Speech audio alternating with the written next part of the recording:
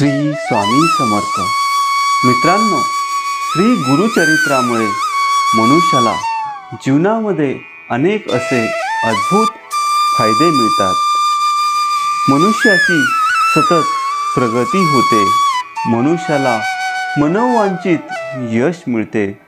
तर आज आपण बघणार आहोत श्री गुरुचरित्राचा अध्याय 4. अध्यायाला सुरुवात करण्यापूर्वी खाली कमेंटमध्ये श्री स्वामी समर्थ असे लिहून अध्यायाला सुरुवात करूयात. श्री गणेशाय नमः. नामधारकांची विनंती ऐकून सिद्ध म्हणाले, तुम्ही जिज्ञासेने खूप चांगला प्रश्न विचारला आहे. तुमच्या प्रश्नामुळे ती कथा मला साद्यंत आठवत आहे. मी तुम्हाला अत्री ऋषींची सृष्टीच्या उत्पत्तीपासूनची समग्र कथा सांगतो, ऐका. सृष्टीच्या उत्पत्तीपूर्वी सर्व जलमय होते. नंतर त्यात हिरण्यगर्भ निर्माण झाले. हिरण्यगर्भ म्हणजेच रजोगुणापासून उत्पन्न झालेले ब्रह्मदेव. हिरण्यगर्भ म्हणजेच रजोगुणापासून उत्पन्न झालेले ब्रह्मदेव. त्या हिरण्यगर्भाला ब्रह्मांड असेही म्हणतात. पुढे त्याची 2 शकले झाली, आकाश आणि भूमी. ब्रह्माजींनी त्यामध्ये 14 भुवनांची रचना केली. तसेच 10 दिशा, काळ, मन, बुद्धी, वाणी व काम क्रोधादी षड्विकार यांचीही निर्मिती केली. मग त्या सृष्टीची आणखी विस्तृत रचना करण्यासाठी मरीची, अत्री, अंगिरस, पुलस्त्य, पुलह, क्रतु आणि वसिष्ठ असे 7 मानसपुत्र निर्माण केले. ते सप्तर्षी म्हणून प्रख्यात आहेत. अनसूया या अत्री ऋषींच्या पत्नी. त्याच जगज्जननी जगदंबा. त्या अतिशय सुंदर होत्या, महान पतिव्रता होत्या. त्यांच्या पतिसेवेचा पुण्यप्रभाव इतका वाढला की त्या पुण्याईच्या बळावर त्या स्वर्गाच्या स्वामिनी होतात की काय अशी देवांना चिंता वाटू लागली. तेव्हा इंद्रादी सर्व देवांनी ब्रह्मा, विष्णू, महेश यांची भेट घेतली. त्यांना अत्री आणि अनुसया यांची सर्व हकीकत सांगितली. देवराज म्हणाले, अत्री ऋषी हे थोर तपस्वी आहेत. त्यांच्या पत्नी अनुसया मोठ्या पतिव्रता आहेत. त्या काया, वाचा, मनाने पतिसेवा करतात. आलेल्या अतिथींचे पूजन करतात व कोणालाही विनमुख पाठवत नाहीत. त्यांचे अलौकिक आचरण पाहून सूर्यनारायणही घाबरतात. त्यांना त्रास होऊ नये म्हणून ते मंद उष्णता देतात. त्यांच्यासाठी अग्नी शीतल होतो, वायू सौम्य वाहतो. तर त्यांच्या पावलांना त्रास देऊ नये म्हणून भूमी मृदू होते. त्यांना उपद्रव झाल्यास त्या शाप देतील की काय अशी आम्हाला सतत भीती वाटते. त्यांचा पुण्य प्रभाव इतका थोर आहे की आमच्यापैकी कोणाचेही स्थान त्या हिरावून घेऊ शकतात. शिवाय त्यांनी एखाद्याला वर दिल्यास तो आम्हालाही मारू शकतो. म्हणून तुम्ही त्रिदेवांनी यावर काहीतरी उपाययोजना करा, अन्यथा भविष्यात आम्ही सर्व देव त्यांचीच सेवा करत आहोत असे दृश्य दिसेल. देवांचे गाऱ्हाणे ऐकून ब्रह्मा, विष्णू व महेश यांना राग आला. चला, आपण स्वतःच जाऊन त्यांच्या पातिव्रत्याची परीक्षा घेऊ आणि व्रतभंग करून त्यांना यमसदनी पाठवू असे बोलून त्यांनी देवांना अभय दिले. त्यानंतर तिघेही अनुसूयांचे सत्व पाहण्यासाठी भिक्षुकांच्या रूपाने अत्रींच्या आश्रमदारी आले. त्यावेळी ते ऋषी अनुष्ठानासाठी बाहेर गेले होते. आश्रमात अनुसया एकट्याच होत्या. भिक्षुकांनी त्यांना हाक मारली. म्हणाले, हे सती, तुमच्या आश्रमात नेहमी अन्न संतर्पण होते आणि तुम्ही अभ्यागतांना इच्छा भोजन देता. अशी तुमची कीर्ती ऐकून आम्ही ब्राह्मण अतिथी म्हणून येथे आलो आहोत.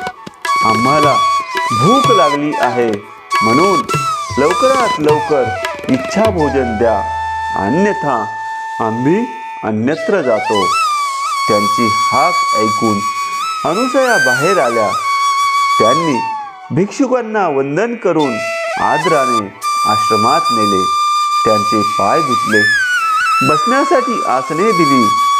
अर्ध्य पाद्यादिक उपचारांनी त्यांचे स्वागत केले व म्हणाल्या, मी भोजनाची तयारी करते, तोपर्यंत तुम्ही स्नानादी नित्यकर्मे उरकून या. ते म्हणाले, आम्ही स्नान करूनच आलो आहोत आणि अत्री ऋषी येईपर्यंत थांबणे आम्हाला शक्य नाही, म्हणून लवकर भोजन द्या. तेव्हा ठीक आहे असे बोलून त्यांनी पाठ मांडले. अतिथींना त्यावर बसवले. मग पात्रे मांडून वाढण्यासाठी अन्न आणले. तेव्हा भिक्षुक म्हणाले, हे सती, आम्ही तुमच्या सौंदर्याची कीर्ती ऐकूनच इतक्या दुरून आलो आहोत. तुमच्या हातच्या स्वयंपाकाची चव घ्यावी, त्याचबरोबर तुमचे विवस्त्र सौंदर्य पाहावे अशी आमची इच्छा आहे. म्हणून तुम्ही नग्न होऊन आम्हाला भोजन वाढा. ते शक्य असेल तरच आम्ही जेवू, अन्यथा उपोषित निघून जाऊ. ते ऐकून अनुसयांना मोठा प्रश्न पडला. त्या स्वतःशीच विचार करू लागल्या, हे ब्राह्मण अतिथी नक्कीच कोणीतरी महात्मे आहेत आणि माझे सत्व पाहण्यासाठीच आले आहेत, अन्यथा अशी विलक्षण मागणी कोण कशाला करेल. हे विनमुख गेले तर पती आज्ञेचे उल्लंघन होते आणि विवस्त्र होऊन भोजन वाढले तर पतिव्रतेचा धर्म मोडतो. अशा परिस्थितीत आपण करायचे तरी काय? अर्थात प्रसंग बिकट असला तरी मार्ग काढलाच पाहिजे. आज माझ्या पतींच्या तपश्चर्येचीच परीक्षा आहे. तीच माझे रक्षण करेल यात शंका नाही, कारण तिच्या पुढे मदनांचा प्रभाव पडूच शकत नाही. मग अतिथींच्या मागणीला होकार देऊन त्या स्वयंपाकघरात गेल्या. तिथे विवस्त्र होऊन पक्वानांची पात्रे उचलली व माझ्या पतींची तपश्चर्या श्रेष्ठ असेल तर हे तीनही अतिथी लहान बालके होतील असे म्हणून बाहेर आल्या. तर काय आश्चर्य, त्या भिक्षुकांची तहानी बालके झाली होती. ते पाहून त्या क्षणभर घाबरल्या, अचंबित झाल्या. मग स्वतःला सावरून वस्त्र नेसून आल्या. ती बालके भुकेने व्याकुळ होऊन रडत होती. आता अन्नाची काय आवश्यकता? त्यांना हवे होते आईचे दूध. मातृसुलभ वात्सल्याने अनुसयांना पाना फुटला. त्यांनी एकेकाला मांडीवर घेतले आणि स्तनपान करून त्यांची क्षुधा शांत केली. धन्य धन्य त्या अनुसया, धन्य धन्य त्यांचे पातिव्रत्य. त्यांच्या संकल्प सामर्थ्यापुढे त्रिदेवांचेही काही चालले नाही. त्यांची बालके झाली. त्यांना जगदंबाचे दूध पिण्याचे भाग्य लाभले. अनुसूया तीनही देवांच्या आई झाल्या. बालकांना कडेवर घेऊन खेळवू लागल्या. त्यांनी त्यांना पाळण्यात घातले. त्यांना निजवण्यासाठी अंगाई गीते म्हटली. त्या गीतांमध्ये उपनिषदांचे अर्थ होते. ती गीते ऐकता ऐकता बालके निद्राधीन झाली. मध्यान्ह झाली. अत्री ऋषी आश्रमात परतले. पाळण्यात झोपलेल्या बालकांना पाहून त्यांना मोठे आश्चर्य वाटले. अनुसूयांनी त्यांना सर्व वृत्तांत सांगितला. तेव्हा हे बालकांच्या रूपातील ब्रह्मा, विष्णू, महेश्वर आहेत हे अंतर्ज्ञानी अत्रींनी ओळखले. त्यांनी तिघांनाही नमस्कार केला. तेव्हा त्यांनाही परमसंतोष वाटला. आपले बालरूप तसेच ठेवून ते निज स्वरूपात प्रगट झाले. त्यांनी अत्री आणि अनुसूया यांच्या अलौकिक आचरणाची प्रशंसा केली आणि ऋषीवर्यांना वर मागण्यास सांगितले. त्यांनी अनुसूयांकडे सहेतूक पाहिले. तेव्हा त्या म्हणाल्या, नाथ, हे तीनही देव तुमच्या भक्तीने प्रसन्न होऊन येथे आलेले आहेत. तुम्ही त्यांच्याकडून पुत्र मागा. अत्री म्हणाले, हे देवश्रेष्ठींनो, तुम्ही बालरूपाने माझ्या घरी आलेलेच आहात, तर पुत्र रूपाने इथेच राहा. तेव्हा तथास्तु असा आशीर्वाद देऊन ते निजस्थानी परत गेले. अत्री आणि अनुसूयांनी त्या बालकांचे नामकरण केले. बालरूपातील ब्रह्मा, विष्णू, महेश्वर त्यांची अनुक्रमे चंद्र, दत्त आणि दुर्वास अशी नावे ठेवली. काही काळाने दुर्वास आणि चंद्र मातोश्रींसमोर उभे राहिले. दुर्वास म्हणाले, मी तीर्थयात्रा व तपश्चर्या करणार आहे, मला निरोप द्या. चंद्र म्हणाले, मी तारांगणात वास्तव्य करून तुमच्या चरणांचे नित्य दर्शन घेईन. शीतल चांदणे पसरवून सर्वांना सुख देईन. पृथ्वीवरील वनस्पतींचे पोषण करीन.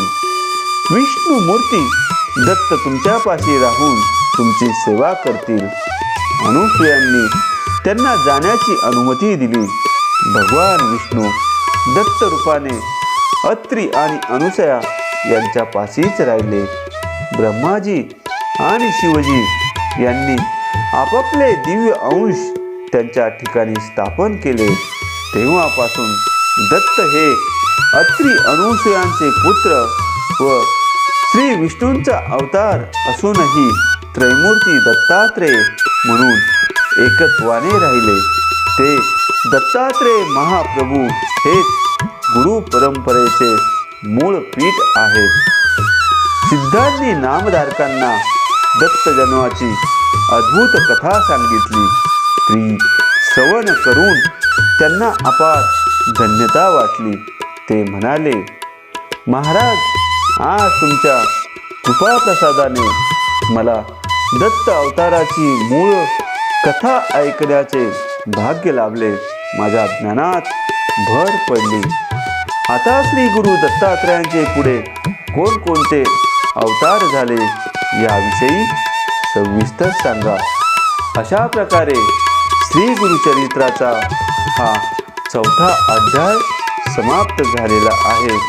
मित्रांनो, तुम्हाला जर हा अध्याय आवडला असेल तर चॅनलला सबस्क्राईब करा आणि खाली कमेंटमध्ये पुन्हा एकदा श्री स्वामी समर्थ असे लिहा. श्री स्वामी समर्थ.